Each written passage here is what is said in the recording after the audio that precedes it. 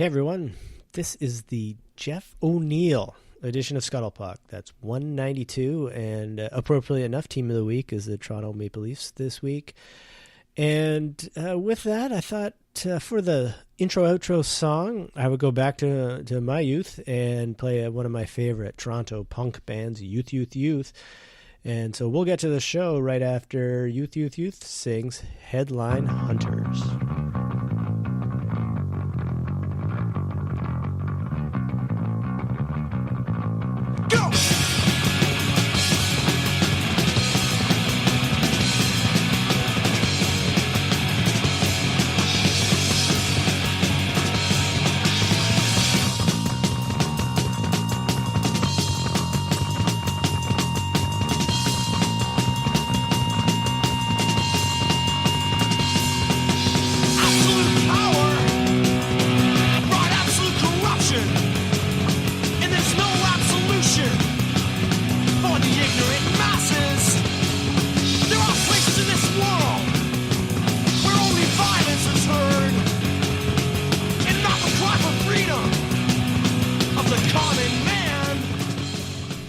Hello and welcome to the O-Dog edition of Scuttlepuck. That's 192. What's going on, Dale and Pete?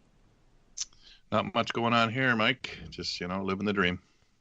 192 O-Dog. You mean this is a Leafs edition? Yeah, baby. He actually played for more than the Leafs. So. Hurricanes, Hartford Whalers. I know, but he's such a Toronto boy. He is, isn't he? He's from north of Toronto there, yeah. And he's just he's an unabashed fan. That would be true. Yeah, he's unabashed about a lot of things. Exactly. That's why they call him the O-Dog. Yeah, that's why he's. And so, and he wouldn't in '92 because Michael Nylander wasn't eligible this year or this time around because he was the '92 last time. You betcha. Yeah, but I voted for Rick Tocchet. Yeah, Tocchet. But you lost. So, they're all good choices. All good choices. So shout out to the O-Dog. So what's going on this week, fellas? Oh, geez, we must have exciting lives, Pete, because neither one of us are jumping in here. What's coming up this week? No, I meant last week. End of the show, we talk about what's coming up. Oh, I see. Last week, not a lot. I went to the Ottawa Senators game on Tuesday. Hey, yeah, Florida, right? Yeah, awful game. Oh, really? Well, yeah. So the first thing was the company that I went up with, the characters I went up with. So it was an eventful journey all the way up. Get into the seats, sitting down, watching. Got there kind of at the end of the warm up. Jeez, who do you look for in Ottawa? The first guy you look for is Carlson. Yeah. Right? He's not playing. Right. So I just Googled. I had no idea, so I find out why he's not playing, and then Stone wasn't playing. And they're not very good with them. They were really not good without them. So, a couple of the B-Sens were there playing. Seeloff's up, really? He was for that surprised. game. Yeah. He just seems now he's back. Okay, because he seems like he's just a perennial career AHL kind of guy. Like Michael, he has a distinction. I don't know if anyone else has. Two NHL games. He scored in both of them for two different teams. He played one game with Calgary back in 5 years ago. Oh, jeez. Yeah, and then he played in Ottawa. He scored or got a point. I think got a point anyway. Harper's there. He's still big and still not too fast. And Shabbat really, he's okay. He's an NHL defenseman.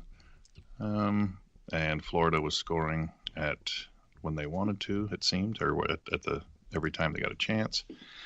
And it was a long night, and I got to bed about 2. That makes getting up a little bit tough, but it's always good to go to an NHL game. Yeah.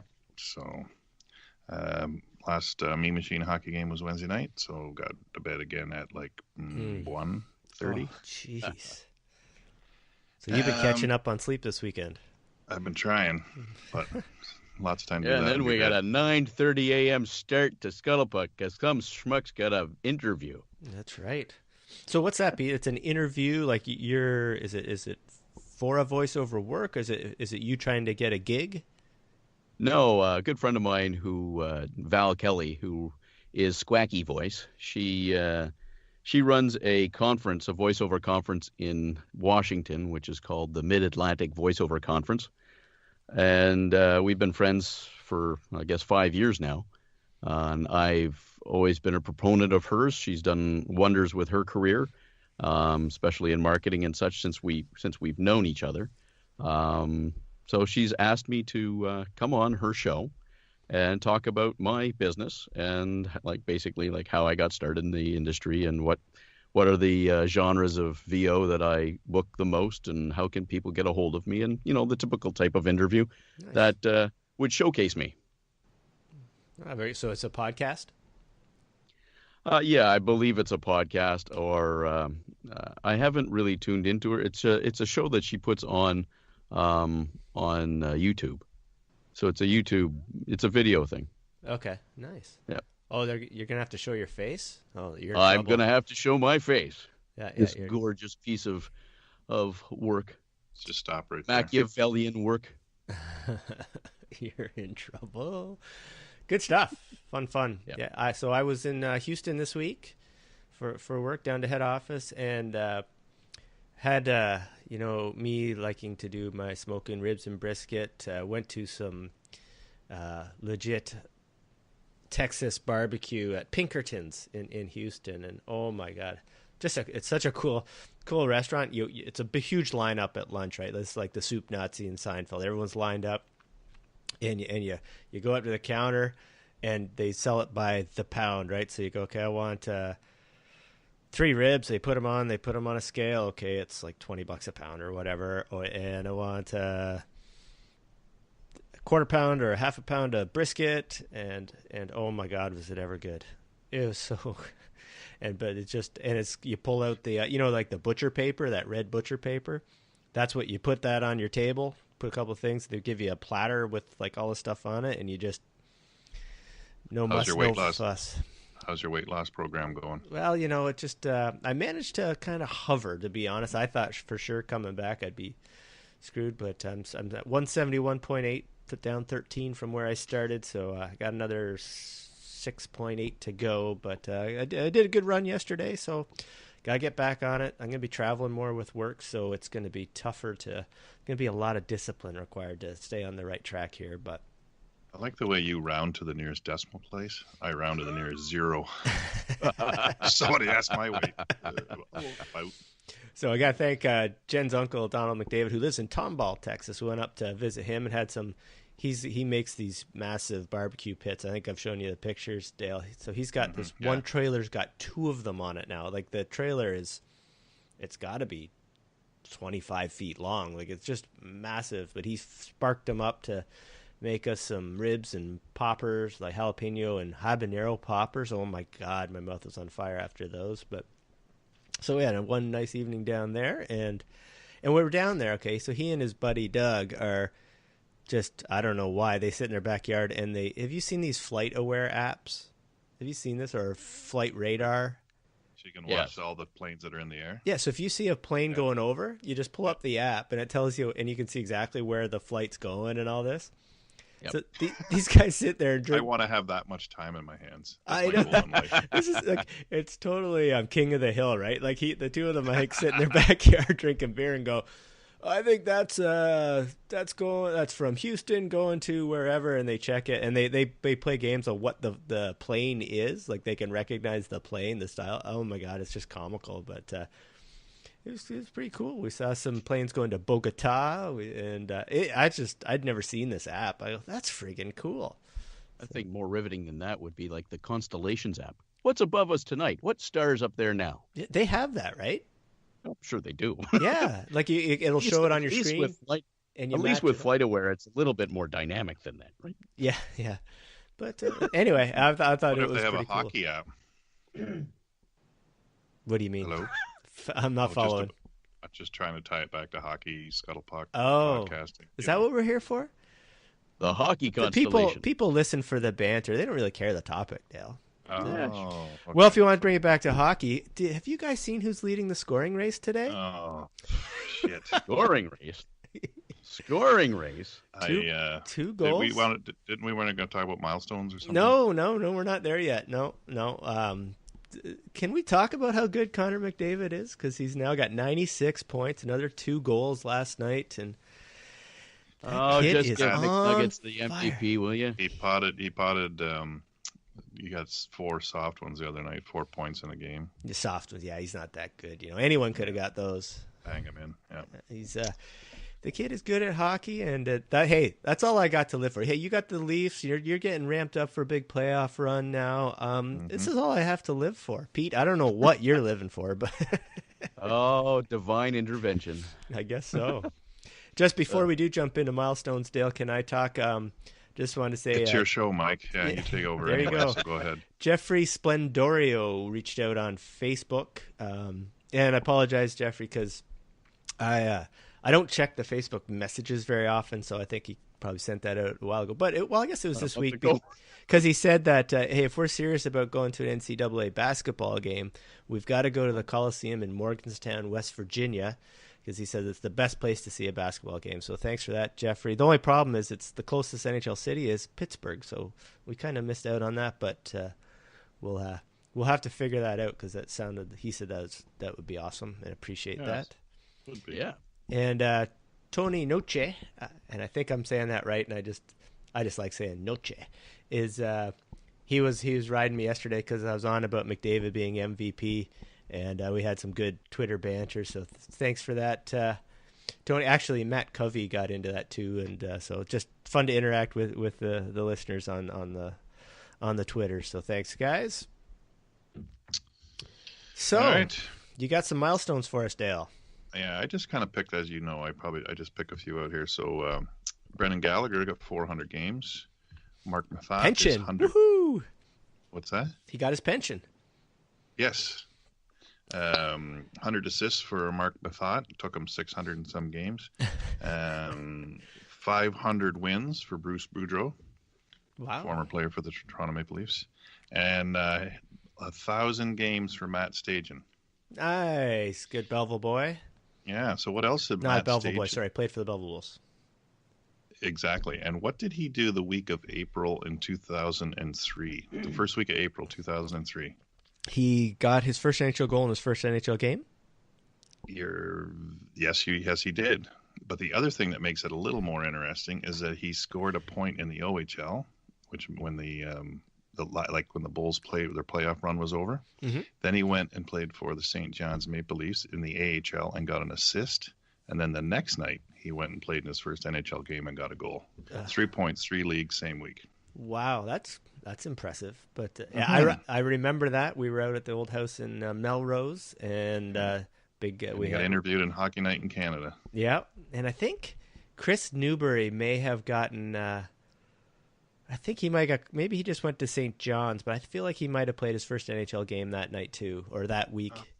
Oh yeah, yeah, because I remember we were season ticket holders at the time, and Matt Stajan was Kate's favorite player on the Bulls. Yeah.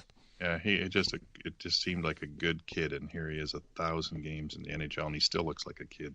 Yeah, no kidding. Yeah, so good one. Yeah, and the other thing is, we need fact checkers on this podcast because I kind of blew it last week on the old Jagger who entered the league the same time as Jagger. Yeah, remember I said that? Yeah, I was off. I was kind of wrong in a couple of fronts. Okay, well, you can make corrections, Dale. It's okay. Yeah. Don't beat yourself up. So Wes McCauley was not the guy. Dave Jackson is a current referee in the NHL who started in the league, but he started in December of 1990, and Jagger started in September of 1990. So even though Dave Jackson's 52 years old and the most senior ref, he still wasn't there when Jagger started. But because I go a little deeper, there's 2 linesmen that both started in October 1988 in the NHL. Shane Heyer and Brian Murphy. They're both like over 1,500 games, 1,700 games. They've both worked as referees, but they were both on the ice before Jagger. Okay. Now, I have to give you a shout-out, Dale, because you were breaking news on the Mark Wheeler thing, and obviously Elliot Friedman's listening because it made his 31 thoughts. So you broke the news. So kudos to you, man. Oh man, me and Elliot, he called me, but it's okay. Yeah, well, He called you what? I'm surprised he didn't, give you a little bit of credit there. I think it's the least he could do is say, hey, shout out to Dale. But we know he's listening, so there you go. And I'm just a little bit disappointed in Matthew Lombardi because I would think he would be the fact checker, right? Like, yeah, I was blatantly wrong. Like Wes, I don't even know why Wes McCauley came in because I know he's not that. He is a senior ref, but he's not the. You just like the way he does the no goal calls. Yeah, I kind of do, and I kind of don't. Yeah, he thinks he's pretty good. Eh? Yeah. He's only got 886 games. Off. Yeah, like there's tons of refs that have got more than 1,000. Yeah. Keep talking. I'm going to get my coffee. There you know. Okay. Well, we're going to do who's hot and who's not. Do you want to miss that, Pete? Or No, I'll be back. I'll be hot when I get my coffee. Okay. All right. All right. In the East, and they were going into last night 10-0, but the Columbus Blue Jackets are now 9-1, and have managed to really just put themselves right into the playoff position. I'm just going to pull up the stats here, but and in the West, Nashville continues along, and joining them is San Jose. That both teams are 8-2. San Jose winning 7 in a row. Mm-hmm. Kind of a sleeper team, right? You haven't heard much about them all season. I haven't heard much about them at all. But they're 95 points, have a good shot at getting 100. So it's interesting. So the East is the playoff runs. Well, let's do the who's not hot, and then we'll do the playoff discussion when Pete gets back. But Detroit continue to suck in the East at 1-8-1. Lost to the Leafs last night, and here we go. What's on? What's up this morning? It's a leftover Kilkenny Irish cream. Okay, there you go. St. Paddy's Day. But my son said the first time, and I don't know how many years, maybe ever, that both Detroit and Chicago are not going to be in the playoffs. Yeah, you must have to go back to the Adams division day, or not the Adams. Well, they were just before that. They were the what were they? Were they Patrick? No. I don't know. There was the Norris. They were the Norris. Well, Detroit was in the Norris for sure. I don't know if. Chicago was, because it was like Minnesota, Chicago, Detroit, Minnesota, Chicago, Detroit, St. Louis. Hey, you're talking about the Norris division. Yeah, buddy. So, anyway, we've got Detroit being crappy. They are emphatically not hot, and also the Vancouver Canucks are 2-8-0 in their last 10, and just really doing their damnedest to beat Arizona for last place, because they got screwed last year in the draft lottery. I figure Jim Benning saying we're going to do it this year, and that. Well, that doesn't matter. If you guys hear any noise in the background, that's just my wife bringing me coffee. Oh, isn't that nice? See, mine completely forgot. That's why I went up for it. And I was prepared. I had my coffee already. At least someone is. Now, getting back to it. I didn't have the heart to tell her I'm already into beers, but anyway. What were you going to say, Peter? I forgot. What's my name? Who's hot and who's not. Doesn't matter if Vancouver tanks or Arizona is on the bottom. It's going to be like the 1% guy that's going to win. Edmonton. And it's probably going to be Edmonton. Edmonton, baby.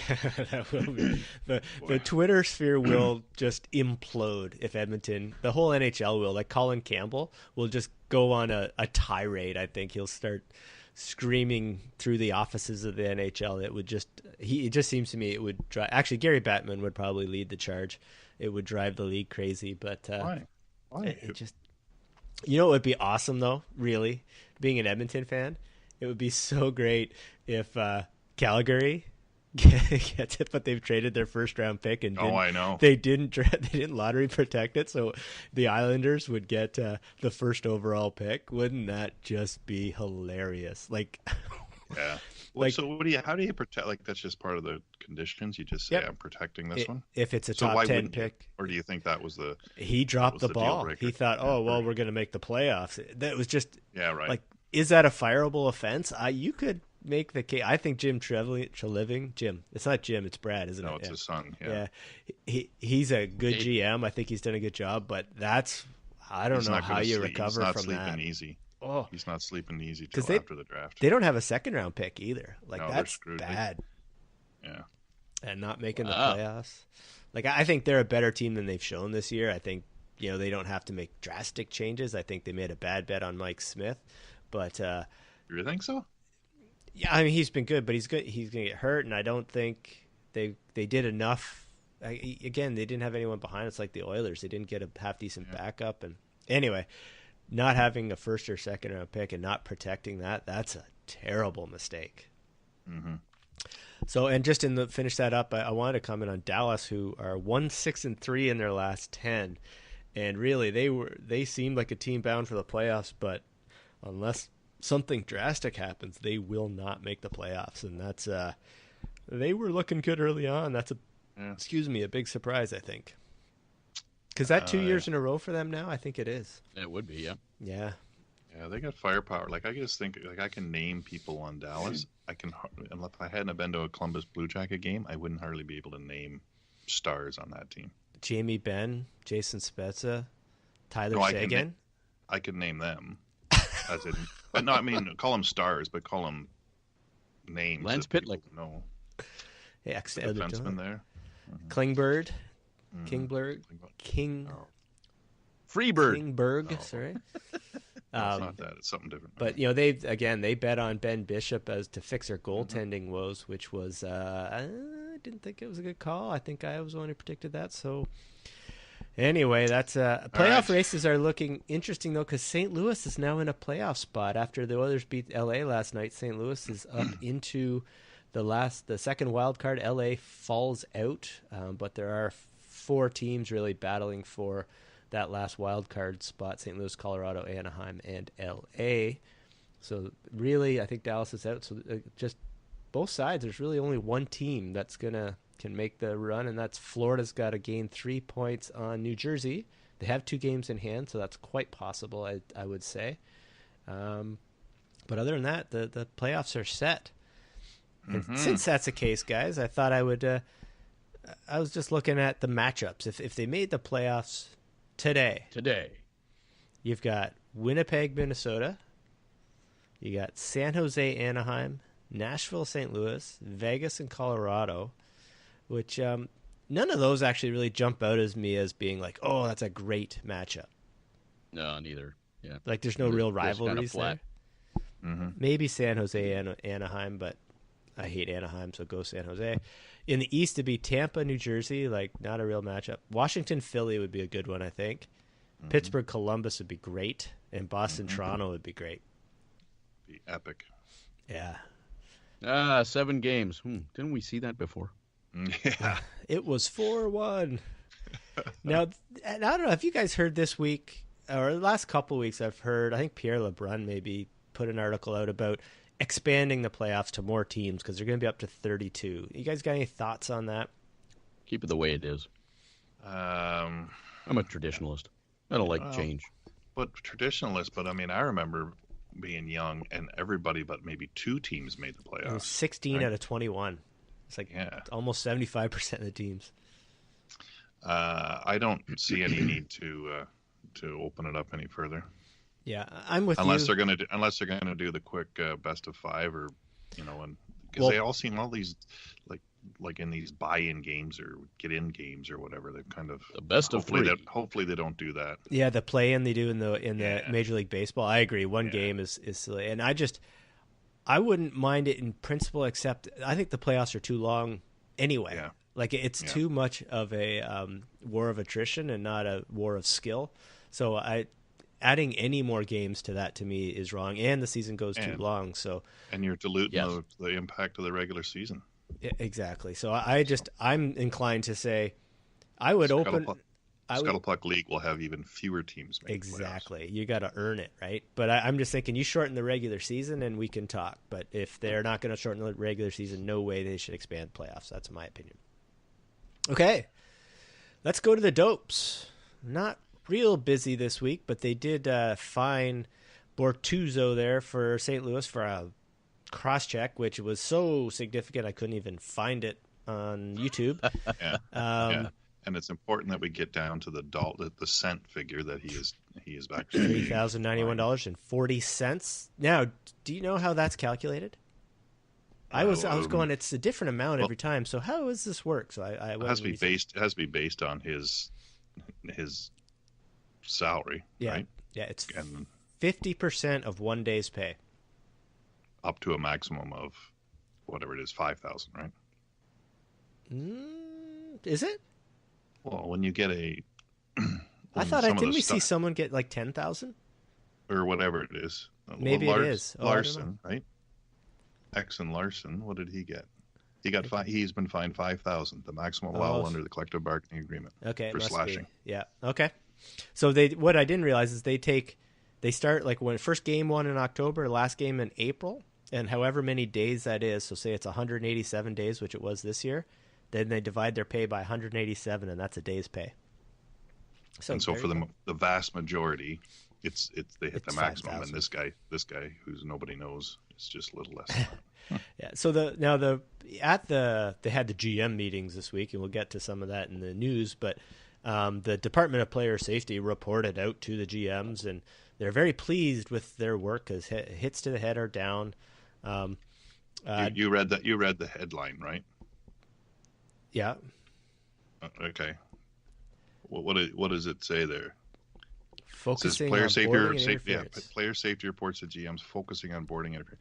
Illegal hits to the head seen as declining. Yeah. Because they've had less suspensions for it. So that's just, if you're going to make a report, you generally would say it is declining or it is increasing or something. Yeah. How could you possibly say it?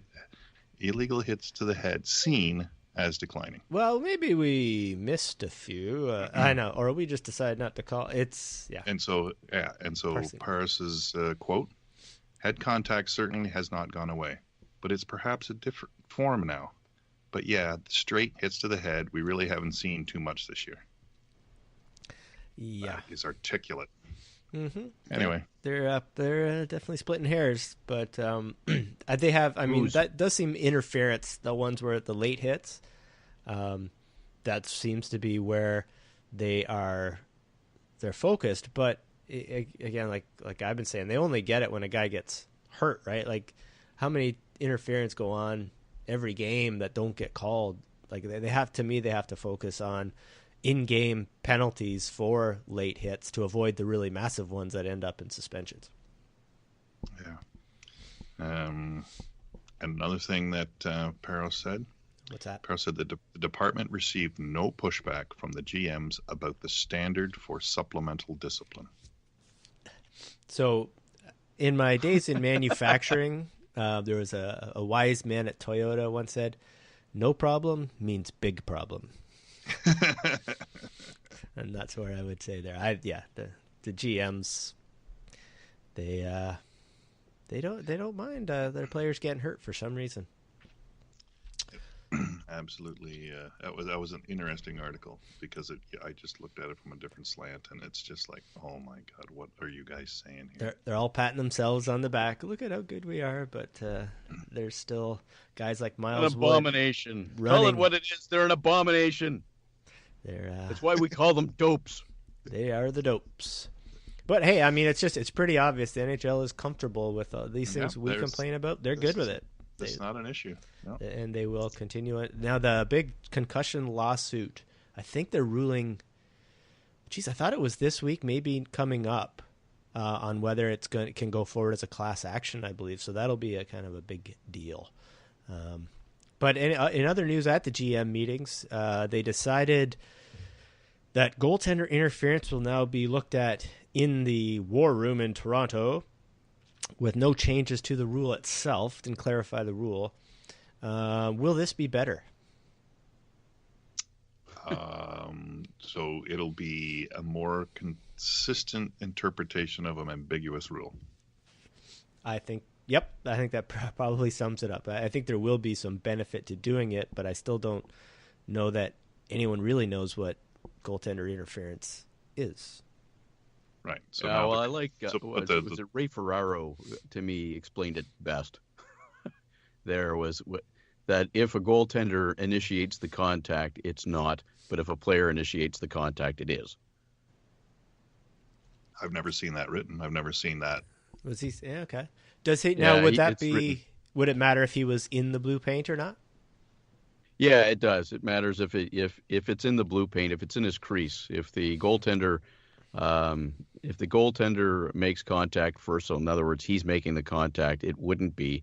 There's a little bit of a gray area there, but he said if the player does initiate the contact, then it would be. The only problem I had with that was, let's say often happens is a defenseman will shove a forward into his goaltender. Well, if the goaltender sitting is in the crease, the forward is pushed into the goaltender by the defenseman. Is that goaltender interference? Yeah, we've only seen that 1,000 times. Yeah. Well, I mean, that's the thing that bugs me as a goaltender, right? Because players, and they do it on all aspects of the game, but they're given that free pass. Oh, the guy pushed me, I'm diving in, and I think of Nick Kiprios destroying Grant Fuhr's knee, right? Yeah. But and the refs have to be able to call BS on a player who's taken advantage of that. I like the international rule. If you're standing in the crease for any period of time, play goes outside the blue line. I like that.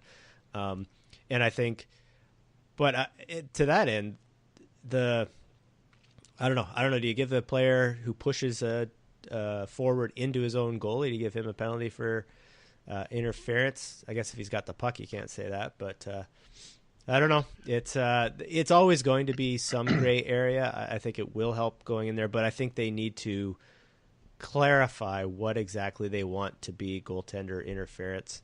And I think they tried to do that with the blue paint and saying if he's in the blue paint, he's basically you can't prevent him from making a save in any way. If he's outside, incidental contact's okay. It's just the way they've called some of them has seemed pretty odd to me. So and that's, I think they're trying to get rid of that stuff with the refs having different interpretations. But I'm a big fan of what Ray said. Just watch it at full speed, and I'd be fine with the ref going back and watching again at full speed. No, I'm good with it. Go. I mean, I think we talked about that before. All you're trying to do is get something that is you've clearly, without dispute, missed something. Yeah, and you're not trying to critique it and go over it again. Hey man, this guy was offside by 2 feet. Yep, sorry, missed it, and no one would object to that. No one would. It would not cause any controversy at all because what you're doing is just getting the call right. Yeah, and I agree, and I say the same thing for the offside. Just watch it at full speed. Is it egregious? Nope. Okay, go.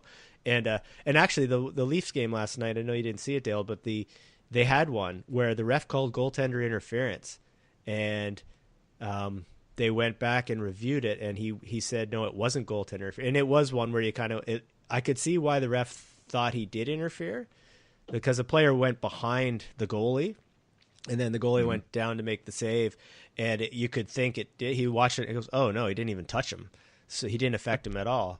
So that was one where it would have been a quick review. So yeah, I just think watch it in full time, two views or whatever, and then go, right. Like you're looking for the egregious stuff and not. Yeah. They said that on the Pulp Hockey. As soon as you slow it down to like frame by frame, you're missing the play, right? Mm-hmm. And same for, I'd actually give Bettman credit because the offside, they made no changes. And he went to him, he said, you're just creating the same problem. It's just going to be a different argument. And he's right. But that's how. No, for the record, Mike Bond said Gary Bettman's right. Yeah, I did. Hey, you know what? There are some things that I don't like the guy, but he's obviously smart, and he has some. Look what he has done. He saved those GMs from themselves all the time. What has he done, right? Look at what the league has done since he took over. Oh yeah, no question. It's unbelievable. To me, his biggest positive is keeping franchises in the cities they're in, and I think that's good for fans. Like I've said that before. I would really like to be in the room when he and Colin Campbell have arguments, because I don't think Colin Campbell's the sharpest tack in the drawer, but he's a passionate hockey guy, and I feel like those would be. And I can just see Bettman's head just twitching, listening to Colin rant and rave. I think those would be that's some not what great we're gonna do. debates. Yeah, I think that would be awesome. And before we move on to trophies and stuff, I wanted to. Did you guys catch what George Laraque said on TSN yesterday? On TSN Radio, I believe. So this got tweeted out last night, and it was just Oilers' Twitter just exploded. Go ahead, tell us. So he goes on TSN Radio in Quebec, and George Laraque's a nut bar, right? And he basically says that the Oilers had to trade Taylor Hall because he was in rehab that summer, and he had been in rehab, and they had to move him, and they didn't get what they wanted because everyone in the NHL knew he was on rehab. He had a problem, and I thought, who knows if it's true? And of course, now all these people enter. Oh yeah, everybody's known forever, right? And the implication suggestions that he has a coke problem or did have a coke problem, whatever. Like, it's just so offside to say something like that, because the whole point of those programs is you keep them private so people aren't afraid to use them. Because if you're Taylor Hall, you're pissed right now. George Laraque is just a bad person for doing that. But that is amazing. If that truly was the case, then kudos to the whole program in the league for keeping it that quiet, right? I've never heard that before. No, and I mean, there's all sorts of suggestions that he was a problem in the room and all that stuff, but I just like these guys who do this to get clicks or because they think they're, I don't know, they trying to protect the organization or something. Offside, and I mean, if it's true, I think it's an indictment of Peter Chiarelli, and it would be consistent. You look at what Tyler Seguin, he wasn't a character player, so they got rid of him because he obviously doesn't believe, he's not a strong enough GM.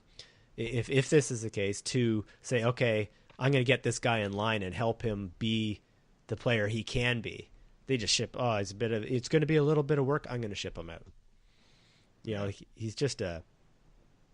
But anyway, I thought that was the most. It was just, frankly, a disgusting thing for George Laraque to do, and I hope it's not true. But if it is true, I hope Taylor Hall is clean and is doing very well these days, because he's obviously playing good at hockey. He's doing all right. Can Taylor Hall go after him for defamation? Not if it's true. Oh, hold on. I'm talking slander or libel. If it's true, you can't. Well, no, I mean, it's not really defamation. It's just statement of fact, right? Yeah, but it was. There's a tinge of defamation there. Correct. Even if it is true or not, it doesn't matter. If he damaged his career by revealing something that was not his privy to do so. I don't know what the standard is for defamation. We have to get maybe I'll have to get my brother on the show as a lawyer to tell us exactly what. We should get him on the show. Even if, because he's not a lawyer. So under common law, to constitute defamation, a claim must generally be false. How many streams do you have going right now? As many as I need. It must have been made to someone other than the person defamed. So if it's true, it's not. It probably won't be defamation. So that's where it's just pure dirtbaggery and nothing more. And like that, I would think the NHL would be talking to George Laraque today and coming down hard on him. It's kind of like Mario Tremblay, another dirtbag, did that to Galchenyuk this year, saying, "Oh, everybody knew he had a problem." Like it's the only person that should come out about that stuff is the person themselves, if they're comfortable and they've got to a point where they want to talk about it. And it's just so wrong. Anyway, let's move on. Did you guys make your picks for trophies? I got them in my head. I got a guy for the Adams. You guys did your homework, right? The Adams Apple Award. Woohoo! Well, now that's an interesting one. I have a guess who it's going to be, but let's jump right into the Adams. Dale, who's your choice for the Adams Trophy, Coach of the Year? Gallant. Okay. No question. I think that's probably going to be it. Move on. Peter? Yes, weave on next. That's the next one. That's it. Now, hold on. I'm going to challenge that a bit. I mean, sure. I'm sure he's you done will. Great. Okay. But there's some other great, and they talked about this on 31 Thoughts, but one that they didn't mention was like Mike Babcock. Like, why is he not getting any talk as Adam? I know Gallant's everybody's favorite, and the Knights are a great choice and stuff, but I think it's horseshit luck, a lot of it. But like Mike Babcock's taken that team. He's got some awfully good players, but he has turned them. They're going to have over 100 points. They've played without Matthews a lot of the year. They don't have great defense, and yet they're still pulling this off. How come we're not hearing about Mike Babcock? I would argue he is one of the best coaches in the world. I think it's more been there, done that with him. He's never won it, I don't think, has he? I don't think necessarily that's a good has. question. Because it's I would assume he did, though. I don't think he has. Because again, it's same the as like Joel thing. Quenneville, right? You have to have a great goalie. Yeah, I know. That's exactly my point. And every year I get on about this because they just give it to a guy whose goalie had a great run. This year it was Gallant, who's got like 5 forwards having beyond career years, which, maybe you could argue that's Gallant's doing, but I give it to Babcock personally. I want to see him win it, but I think he should at least be in the discussion, and I haven't heard anybody give him props. You know where he was born? He's Manitowoc, isn't he? Manitowoc. Yeah, you have to say Manitowoc without moving without opening with your teeth clenched. Big mining town. I used to have buddies in university, mining engineering guys, who would go up there for the summers all the time. That's a good question. Anyway, that's I just wanted to make that case because I think every year guys like him get forgotten when it's really it's not fair. So let's move on, shall we, to the Hart discussion. McKinnon. Okay. Sticking with it. Pete? No, I hate this one because of the fact that I'd give it to McNuggets. Just because of the fact that when you call him McNuggets, then you gotta start calling Austin Matthews Awesome Matthews. No, I can't do that. All right, then stop calling McNuggets. Austin Matthews? Austin. Awesome. Never mind. I'll figure something out for him. But no, I mean, you've got to give it to McDavid. I mean, his team's pitiful, yet he's winning. He's winning the scoring race. He's done everything humanly possible for a guy to lift his team up, but not. So if he wasn't there, how far would the Oilers have fallen? Exactly. Hey, I'm with you, Pete, and this is the debate I had with Tony Noche yesterday. But part of it is that there seems to be, if your team doesn't make the playoffs, you can't. A lot of people believe you can't win the Hart. Period. End of story. You have to give your team a chance to win the Stanley Cup. That seems to be the line for a lot of people. I mean, for the Habs, I mean, there's nobody but Gallagher. I mean, Gallagher's definitely the Hart candidate for Montreal. I mean, the guy's got 27 goals, which is career high. Done everything humanly possible to lift his team. Can't do it because the team's just crap. So, it's plays the same way, but you've got a guy who's ultra talented in McDavid, who's the top of the league in scoring. I mean, on a team that, is not. Right. So let me ask you, Dale, if Colorado falls out of the playoffs, does McKinnon still get it? He won't get it, no. And I have a hard. I can actually subscribe to that theory, right? You have to give your team a chance to win the Stanley Cup. You can debate this all day, all night, all forever. That's what we're here for. I know, and we're never going to get it solved. But should it impact whether they make the playoffs or not? Probably not. But there's a million factors that influence it. So if they do not make the playoffs, he will not win it. Okay. So if you took all the teams, sorry. I was just going to say. So you say he will not because you're predicting. Now, would you give it to him? You've got a ballot on the PHWA, and it's going to be transparent for all to see. Would you put McKinnon on it if the Colorado falls out of the playoffs? Yes. Okay. So why isn't McDavid a candidate? Teams... Well, he's a candidate for sure. But you wouldn't pick him? Why wouldn't you pick him? There's a reason I didn't pick a bunch of other people too. Well, what are they? What's the reason? Why McKinnon over McDavid? I think the biggest thing is the difference in the team from last year to this year, right? The difference that he has made. Unfortunately, I don't think the Oilers have improved under McDavid this year. Oh, they've dropped off. So okay, that's a cogent argument. Thank you. But my counter to that would be McDavid. Even though the team hasn't done as well as they would have liked, obviously he's been in on 45% of the Oilers' goals this year. He's got points of 45%, which is 6% higher than anybody else in the league. Goal for percentage is right there with McKinnon. If they're both McKinnon's 59.8, McDavid's 58.9. Yeah. So, but his Corsi Rel is higher than anybody else in the league. He's better than anybody else on his team, which is and goal for percentage relative to his teammates is 16.5 plus 16.5, way ahead of anybody else. So no, Mike, you make a very valid argument. Thank you. Go ahead, Pete. If you only took the teams that are playoff bound, and we're going to exclude the Avs, okay, who out of the playoff bound teams would you possibly give the Hart to? I know who I'd give it to, but what do you guys think?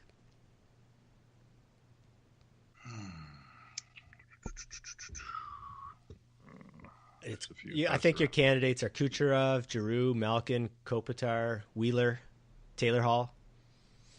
See, I'd give it to Hedman. Hedman, interesting. Okay. Why Hedman? You've got a really solid team in Tampa. You've got great forwards, but if you didn't have the defense that they have, your offense can only get you so far. So I think Hedman stands out as the guy that is behind the veil of this and should be given accolades. He certainly will, and that's why I would put him for the Norris for sure. Interesting. Okay, now we'll get to that. I wouldn't pick Hedman for the Norris. Is he the most? But is he? I find it hard to give Hedman the Hart because you've got Kucherov, you've got Stamkos. Like, is he more valuable than Kucherov or Stamkos to that team? They have a goalie there too that's really good. It's most valuable to his team, and so on a team like that with a large supporting cast, I think it's really difficult to win the Hart based on how it's awarded now. Correct. Yeah, but I think that if you took Hedman away, that you'd see a decline in their play. Pete, you could make that argument with every single good player in the NHL. I'm just saying that I think that would be a glaring hole on their team, and you would see the recognition of the Hart more apparent if he was missing. Interesting. I would say not, because they've got too many other good players. Yeah, I'm not with you on that, Pete, but and I don't think Hedman kind of gets the ozone starts advantage, and he doesn't play the toughest competition in the league. I'm not. But hey, there you go. I would give it to Giroux actually. If you take out McKinnon, Giroux's he's in on 40% of his team's goals. He's got of course his goal for percentage is 61.3%. So when he's on the ice, the Flyers score 61% of the goals, which is I think the highest in the league. Giroux's having a hell of a season, and he's kind of there's a good 6-7 guys that are having amazing seasons, but that he would be my pick. How about you, Dale? Can't give it to McKinnon or McDavid. I can't give it to McKinnon or McDavid or Giroux now, or I could give it to Giroux. Yeah, Giroux's going to be in the playoffs. Yeah. I don't know. He's in there for sure. Mm-hmm. You get into these things, you just can go around and around and around. Yeah, it's tough, right? Every time you can pick a reason why this guy is better or should be picked over that. But I subscribe to the theory that if he's removed from the team, what would the team have been? And so you could argue that with Giroux too. Yeah, I think. I did. Yeah, and that's what. Mm-hmm. So anyway, let's move on to Norris because I think this is another interesting one and a tough one. Right? There's no Erik Karlsson this year. Since Bobby Orr, there's been no. There's always a tough one. Yeah, exactly. So, who would you pick for? Now, I think the favorite, the easy pick is Drew Doughty, and a good pick. What are you guys thinking on the Norris Trophy? I said Hedman. Oh, you go Hedman. I am not Karlsson is an unbelievable player. I do not think that he is Norris level this year. Doughty would be obviously a good pick, and and based on, I think I said this once before, if he won it the year that he won the Norris Trophy, his stats are way better this year. So unless you're a hypocrite, he should win it this year. But anyway, I say Hedman. Okay, Pete. Well, I said Hedman for the Hart, so it's kind of hard not to go with Hedman for the Norris. Yeah. You would think. Yeah, it's one of those things. I mean, Doughty's an excellent defenseman, and his stats bear it out this year. No doubt, and his stats were worse, like Dale said, when he actually won the Norris. So, I mean, it's kind of hard to say that he's not worthy. He's definitely in contention, but I mean, there's something about Hedman that I like, and I would definitely peg him in for the Norris. Okay, well, I'm going off the board a bit here. Surprise, surprise, right? But a couple of guys I wanted to mention is, and Dale, I'm a little disappointed in you. I think you can make a case for Morgan Riley. No. Why not?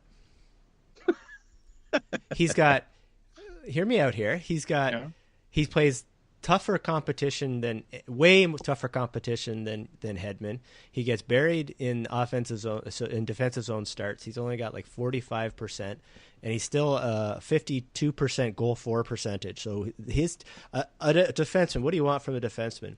You want your team to score more when he's on the ice, right? I mean that's the trade off between. Hold on. You want the defensive to score more. When you have a defenseman, you want your team to score more when he's on the ice than the other team scores. Correct. Well, how about the other team scoring less?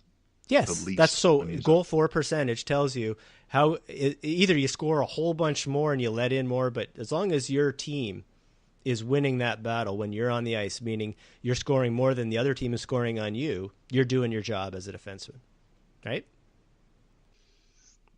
So if 10 goals are scored in a game, you're on for all 10, but 6 of them are your team and 4 are against, you're doing okay. What if you okay. Get it? So, I get it. And Morgan Riley manages to do that, still have positive possession, still have 52% of the goals for percentage, and he's got way more ice time than Victor Hedman, for example. And he faces much tougher competition, and he starts in his own end more. So Babcock trusts him to start in the defensive zone way more than a Victor Hedman, for example. So I think you can make a good case for Morgan Riley. I'm not going to give it to him because another guy I want to talk about is Dmitry Orlov for Washington. Now I saw him play this year. You called Riley off the board? Yeah. What would you call this one? I think brilliant is what I would call this. Okay, let's go. So hear me out here, because he's played the third most highest just minutes in the league behind Doughty and Suter, I believe. So 5-on-5, he's played 18 minutes a game. He plays tougher competition than even Drew Doughty. He's having tougher zone starts than Drew Doughty, and he's still a positive. He's a goal for percentage of 54%, which is outstanding. Right, so I think this guy, and I saw him play in Toronto this year, and he just jumped out at me watching a game with him. I'm going, this guy is good. I didn't even go in expecting to see him, and going into this analysis, I wasn't expecting him to jump out at me, but I couldn't ignore it. I'm going, holy jeez, and what I get, Drew Doughty's going to get it. There's no doubt. It's the easy pick for the professional hockey writers, and he's been around. Orlov's newer to the league, so there's no way he's going to get any love. But he deserves mention here because he's having an outstanding season. And so I'm going to put it out there. He would be my pick for the Norris. Wow. I think they're going to have to, since the NHL's got to evolve, there's going to have to be some awards given for players based on stats. Like not goals, assists, but like the new fancy stats. For sure.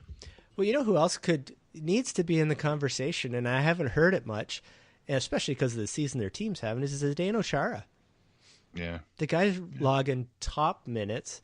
His competition is heavy, and he's 40 years old, but his goal for percentage is 56%. Like that's what you want. Defense on the ice, you want your team scoring more than the other team scoring, and I think that's probably some of the best way to do it. Now, you could argue his team is carrying him a bit because his Corsi 4 his relative Corsi 4 is to the negative, so his teammates are really probably carrying him a bit there, and that's where I think Orlov again stands out because he's better than his team when it comes to possession. So Dmitry Orlov's my off-the-board pick for Norris. He's not going to win, Mike. Just come to terms with that. I know, but it doesn't mean I'm not right.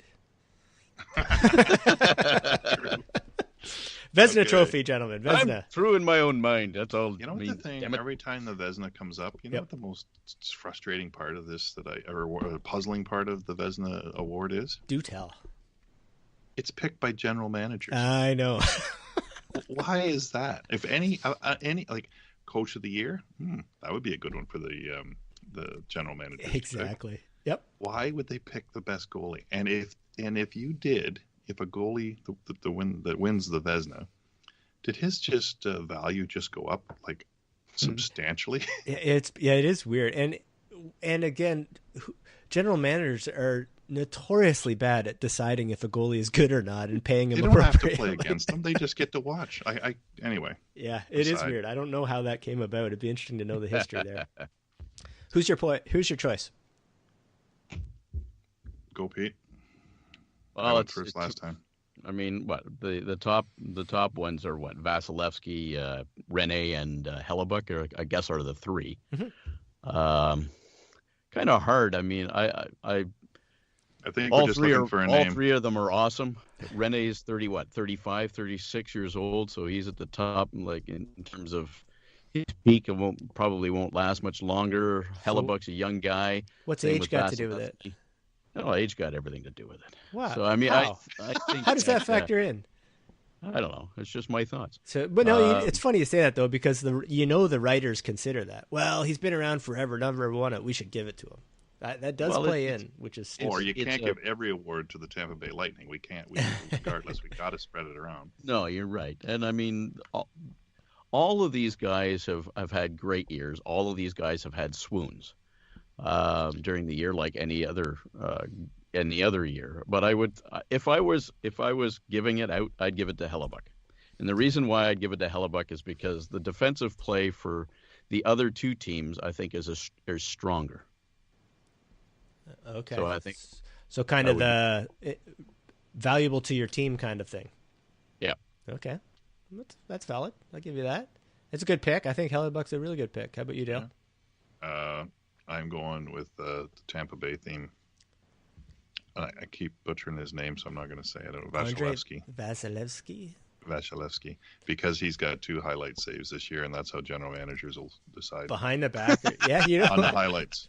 Yeah, good pick too. But I mean, he's obviously had a great year too. So that's who it's who I believe will win it. Let's put it that way. Okay, I'm going to go Rene. I think 928 save percentage. And no one's talking about Marc-Andre Fleury, but I think you got to give him. I just don't think he's played enough games to get it. He's only played 42, but Rene's played 55 games and been outstanding. So I'll give it to him. But I think any of those, Rene, even Hellebuck and Vasilevsky, to me are the prime candidates. So that it'll be a tight one, I think. And then there's also the Jennings Trophy, which I know is just a little bit of a corollary on the goalie thing. It's just fewest goals allowed, right, by team. Yeah, GAA. Right? So who's do you think that'll ever change to? Should they change that to best save percentage? I don't know. I think so, because I think GAA is much more a team stat than a save percentage. But sure. I don't. Do I think the general managers have the foresight to do that, or the league does? No, they're dumb. All right. Sorry to sidetrack you there. No, I'm all for sidetracks. We know that. Okay. Calder, skip it. Well, we all know that's Matthew Barzal, right? No, that has got to be. If he doesn't win it, that will be the greatest.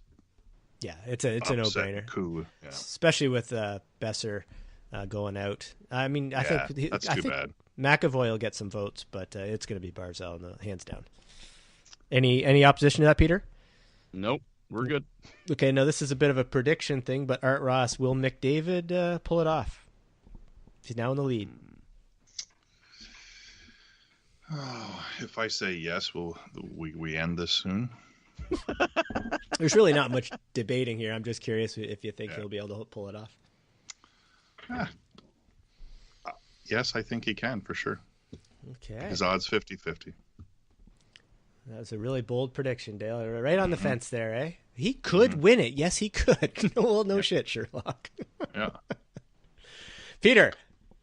Yeah, I mean, he definitely can do it. I mean, will he do it? I don't know. I mean, it's... Well, I know you don't know. This is what we're predicting. We're taking guesses. God, I don't know. Jeez, Why are you asking guys. me these stupid questions for? That's what I do. I ask stupid questions. Well, Kucherov, I mean, I don't know. It's okay if you're wrong. Take a guess. Well, how do you say his name, Mike? The goal scorer from Tampa Bay. Kucherov. How come you're the only guy who says it that way? Because I'm special. You're special. You're special. Well, it's because I have my vodka in the morning. Exactly. Well, actually, to that point, you know Shapovalov, that tennis player? Yep. I am convinced it should be Shapovalov, if that's how the Russians would say it. But he's a Canadian, so he's Shapovalov. But anyway. Peter. Potato. We're going to give it to Kucherov and down with McDavid. Okay. Fair enough. Hopefully you're wrong. Selke, best defensive forward, whatever that means. Yeah, what does that mean? Bob Gainey no longer plays in the NHL, so let's just go with the writers and go with Couturier from Philadelphia Flyers. Couturier, huh? Couturier. Couturier, maybe? Couturier, yeah. Okay. I'm not real good on the linguistics, as you know. I know, it's great because then I get to correct you, and that really makes my day. Yeah. Peter, who you got? Well, it's hard to pass up on Bergeron. I mean, Bergeron's the guy that does it every year. Yeah. I think he being out as much as he has kind of hurts his chances this year. I think he would probably get it, but I think he's been out too much. We're gonna give it to Antti Kopitar. Always a good pick. But I'm with Dale. I'm going Sean Couturier. He plays tougher minutes. Competition wise, gets more D zone starts than Kopitar. Not a lot, and has a better Corsi 4 relative to his teammates than Kopitar. So it's a tough one, but I would definitely give it to Couturier. Yeah, all right. So team of the week. Are we ready for that? Man, how long have we been talking here? Oh, geez, we've been forever, going, sir. Yeah. Forever. Is that all right? Are you? In a day. It's all good. We don't have to talk about the Leafs if you don't want to, Dale. I just thought that you'd be pretty excited. I'm pretty excited. They're Okay. doing very well, and they're going to continue to do well. They are. Because they have the greatest coach in the world right now, but he's not going to win the He's not Jack getting Adams. Jack Adams, No, he's not. which is a joke. But anyway, the Leafs third in the Atlantic right now. Going to play the Bruins almost for sure, unless the Bruins do catch Tampa. At 95 points, they're probably going to get, or 97 now after last night. They're going to get to 100, I think, almost for sure. Most wins ever. Is it? I didn't know that. Okay. Yeah. What do you think about their season? Why have they been so successful, Dale? And how do you feel going into the playoffs? This is the way I would summarize the Leafs. They have followed a process that everyone is going to try to emulate in the future, and that's start at the coach and the GM level, and then work their way down. They got extremely lucky with Austin Matthews, who's turned out to be obviously as good as everyone said. They have been bad for so long that everyone gets a little bit excited about it, and so they're continuing to build because they've had so much time to get ready. They will do well in the playoffs this year because they have a little more experience, and they have that whole roster of young and they don't have that real veteran presence, but they do, right? I mean, you talk about that Marlowe signing. I really think that was, everyone kind of questioned it, but I mean, I think there was a reason why that was done and what his impact on the young players. I still wish they had a stud defenseman, but you're calling Morgan Riley one of the best defensemen in the NHL. Mm-hmm. And Anderson has played really great. He's been a little, unfortunately hurt a little bit, but I mean, he has shown that he is a world-class goalie. So I don't know how many you want me to stop, but I think when I think You of the go, Leafs, I kid. think You about go.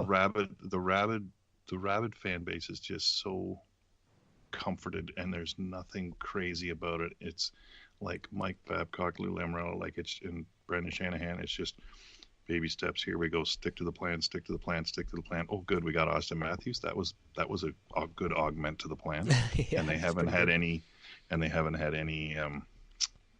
any issues, bad things happen. Mhm.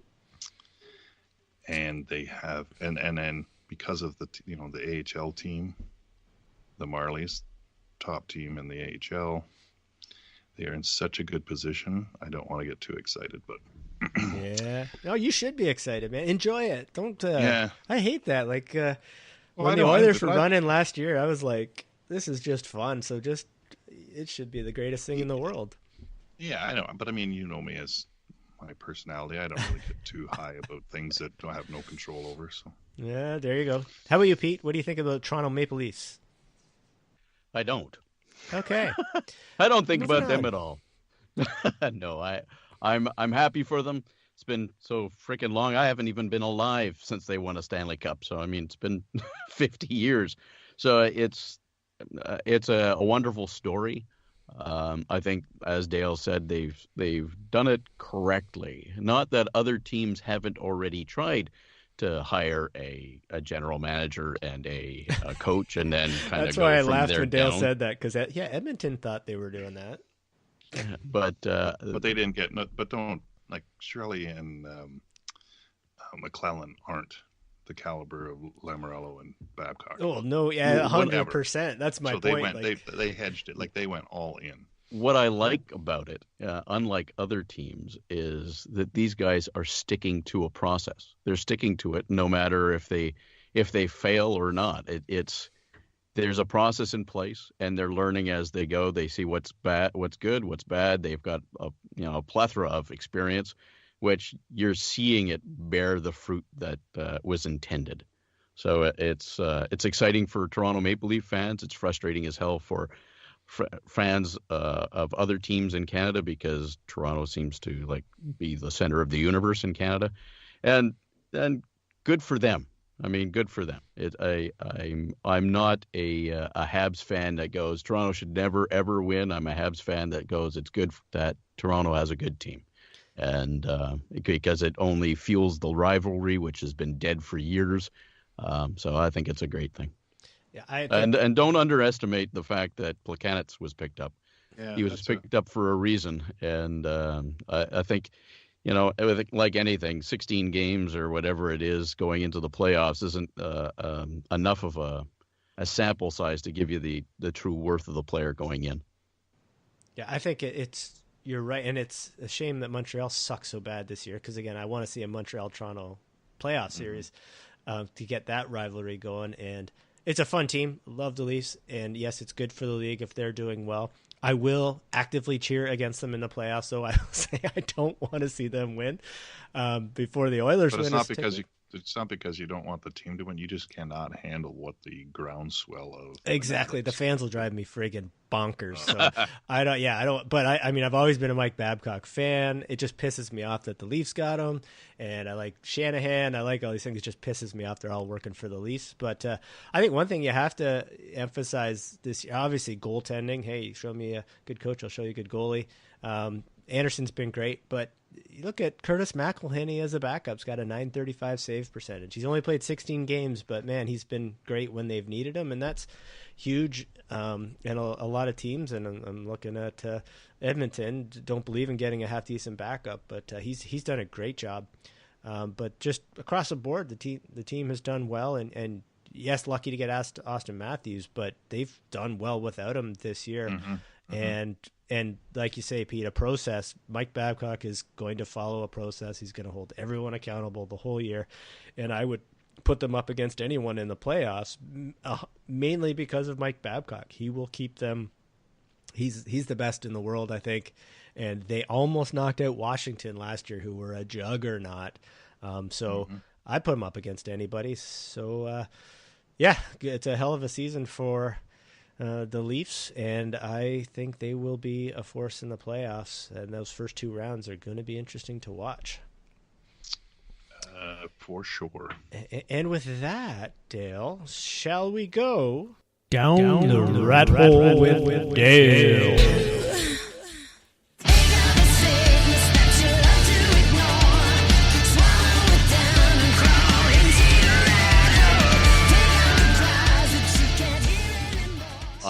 I'm gonna leave you guys here because I've got my interview. So Okay. I'm gonna drop off now, and all the best going down that rat hole.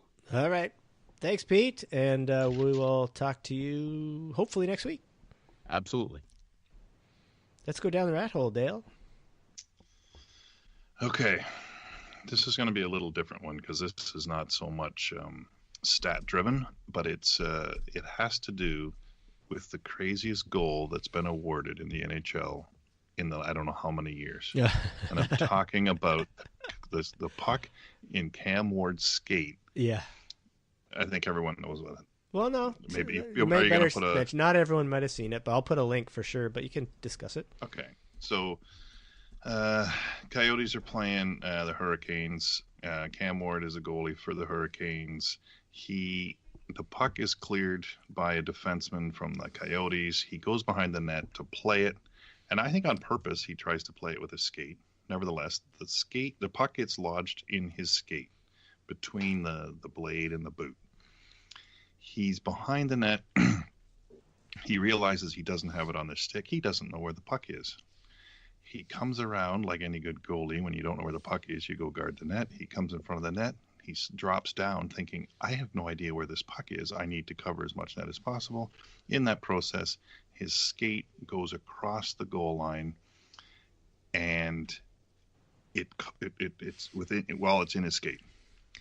The most part, and this is where the rat hole gets interesting, is that the referee in the corner, and you watch the clip when you see it, he's in the corner, he puts his hands up. He doesn't know where the puck is either. Nobody knows where the puck is. The time from when the puck is into his skate, by the time that the whistle blows that they kind of figure out where it is, it's like 5 seconds. So the rest of the story is they finally realize they pick the puck out of his skate. They go and they review the goal. It was not called a goal on the ice. They go to the thing. The announcers are going, geez, this is the craziest thing I've ever seen, blah, blah, blah. They come back, and the referee says, on further review, the puck, even the lodge in his skate, completely crossed the line. It is a goal. Mm-hmm. To the stun and amazement of almost all the fans there, and including Gogletsky or whatever, the defenseman that cleared the puck in because he got credit for the goal. Even though it wasn't Goligoski, again, like phonetics. He had no idea. It wasn't a shot on goal. It wasn't even a shot at goal, for crying out loud. Mm-hmm. So the rat hole, or I don't even call it a rat hole, but my peeve is, how is that a goal? And the other thing is, there's no mention on scouting the refs. There's no league. There's no rule citing that says this should be a goal. I went to the NHL rulebook, which that's going to be another 5 rat holes. There's a rule in there, stoppage of oh God, I actually have the name of it. Puck unplayable, mm-hmm. and puck out of sight. I would argue that it falls into both of those categories. And if the puck is unplayable, the play is to be stopped immediately. Okay. If the puck is out of sight, the referee should blow his whistle immediately. Right. He did neither.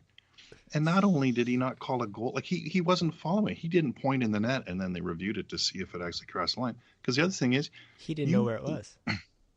He didn't know where it was. He lost sight of it. There is no video evidence showing the puck just completely, discreetly, unequivocally over the line. It is because of association. Yeah, but I think they established there several years ago that if again, if it's in his glove but you can't see the puck, but his glove's in the net, that would count. Because there was a point where they're saying, well, you can't see it, so we can't call it. And they did clarify that at one point. I know that. Okay. But, and so I'll give them that. So in the future, if a guy gets a puck, if a puck comes up and it's lodged in his pants, a player, a skater in his own defensive end, he should just skate to the other end. And hope the ref doesn't blow it down. Well, why would the ref blow it down? He didn't he blow that one down. No, but he should have, clearly. He clearly should have. Two wrongs don't make it right. I know. The ref screwed up. The ref screwed up, but he didn't just screw up. He reviewed it. They reviewed it, and everybody screwed up. So now, that's the question. Is losing sight of a puck or caught in equipment, is that a reviewable play? I'm thinking it probably isn't. It's not. Right. Why would it be reviewable? Right. So all he could review. So the ref screwed up if he could see it. I was assuming that he was kind of up the ice and didn't realize that the puck wasn't sitting behind the net when Ward went out, or was he right there watching it? He is in the corner. Okay, and I didn't see the that. clip. He puts his hands up like he doesn't point when at the net. He blows the play down. Yeah. No, I'm talking before he blows the play down. When Cam Ward goes behind the net and stops the puck and then comes back, where was the ref? He's standing right in the corner. He was, so he wasn't skating into the zone? No. Because that's where I thought. I didn't see it, but I assumed he was like coming into the zone. He assumed the puck was still there and then got to behind the net and kind of went, where the hell's the puck? Okay, I got to blow it because I don't know. He lost sight. For 5 seconds. Yeah. So that's where he screwed up. He didn't blow it down when he lost sight of the puck because he thought the puck was in play somewhere. And he didn't want to. I'm not saying he made the right call, but I'm thinking what happened. So then when he goes to check it, he goes, wait a second. He can review that it went in the net, but he can't review that it was stuck in equipment and say, which is weird. Like he probably should have said, okay, this doesn't make sense. I should have called it on the ice. But I get the fact that he didn't know where the puck was. I get all that, but I can't get my head around the fact that the whole official team, the officiating team, 4 men that are with all kinds of experience at the NHL, the best referees and the best linesmen in the NHL. Then they review it, and they have all this time to think this through, and they still award the goal. Well, they were backed into a corner by the rule book, I think. That's what they were feeling. Well, and they probably should have said, screw it. I don't care what the rule book says. This clearly should not have been a goal. But I'm thinking they said, okay, well, I have to, if I lose sight, I'm supposed to blow it down, but I can't review that the puck is out of sight or unplayable. So I can't make that call, but I can review that the puck went in the net, and it went into the net. So while it was unplayable. But he can't review that. All he can review is the whistle didn't go, he didn't intend to blow, and the puck was in the net. It's a goal. That's how they came to it. I'm not saying it's right. They probably should have said, oh, this is unreasonable. I can't make this a goal. I'm not calling it. But they got back. I guarantee you, they just rationalized, got themselves back into a corner by the rule book and said, it shouldn't count because I lost sight of the puck. It was unplayable, but I can't review a play for that. So I didn't blow the whistle. The whistle didn't go, but the puck was in the net. I got to call it a goal. That's how they got there. I do know that. I understand that. So the real rat hole is, why is this not, there's no mention of it, right? It just got blown out. The craziest goal scored in the NHL, arguably in years, it gets a highlight package, but nobody's talking about it. Yeah, well, I know this was a Twitter debate I had yesterday, too, the same thing. Because that's intent to blow. I said, no, it's not, because he didn't intend to blow. He didn't know where it was. Like, to intend to blow is the puck's, the goalie's got it covered or something, and he's going to blow the play dead, and something happens, and the puck goes in before he gets the whistle blown. The ref goes, no, I was calling that play dead before it went in, right? That's it.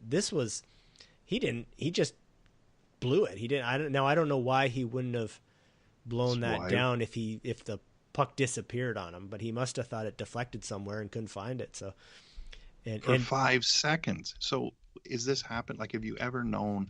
No. He wasn't even pointing at it. Nobody knew. It's unfathomable that was a goal. And that's the reason why they shouldn't change anything based on it, because the odds of it happening again are 0. It's like the Matt Duchene offside.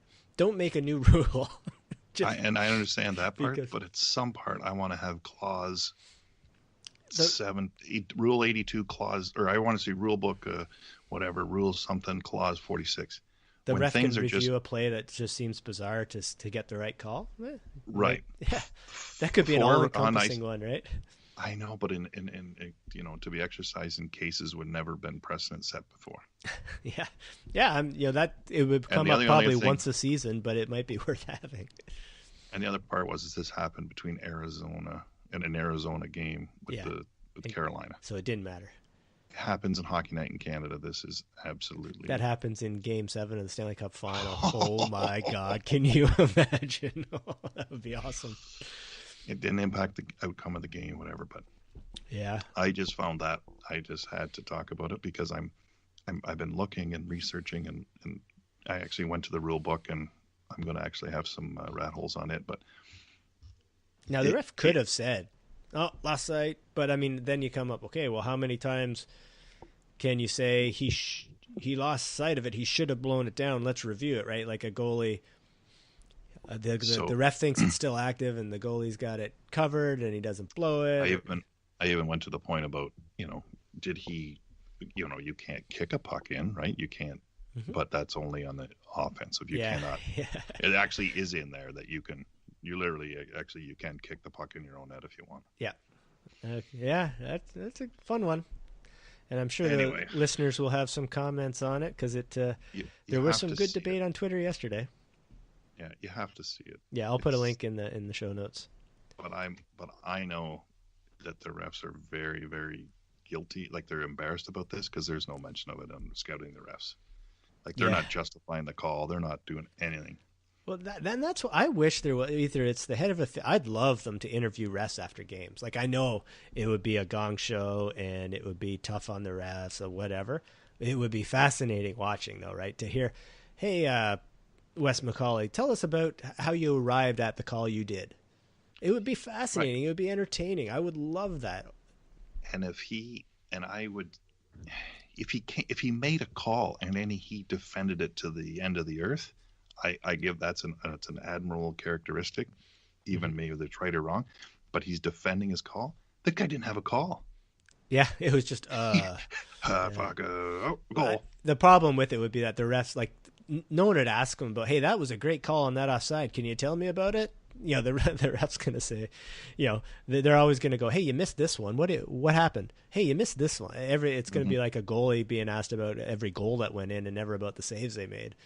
So that friend of my dad's who was a linesman in the NHL for years and years and years, when they used to do the annual review, and was it Scotty Morrison? Was that the referee chief? Sounds right. He would go into his office in Toronto, and back then, right, with the old VHS tapes, he'd hit play and he would show the 9 offsides he missed last year. Like every back, you missed that one, Will. You missed that one, Will. Will, you see that one? That was wrong. So I missed 9, but I made 497. So whatever, Or 10,500. Yeah, that's how they'd start the review. Nice. I think that's more of a commentary on the times than it is. Yeah, 100%. Anyway, good rat hole, and hopefully people will email scuttlepuck@gmail.com to let us know what they thought of the Cam Ward goal or our picks for trophies or how right I am that Dmitry Orlov should get the Norris. And they can tweet at me at 13mike31, and you? Dale Hoard, DaleHoard.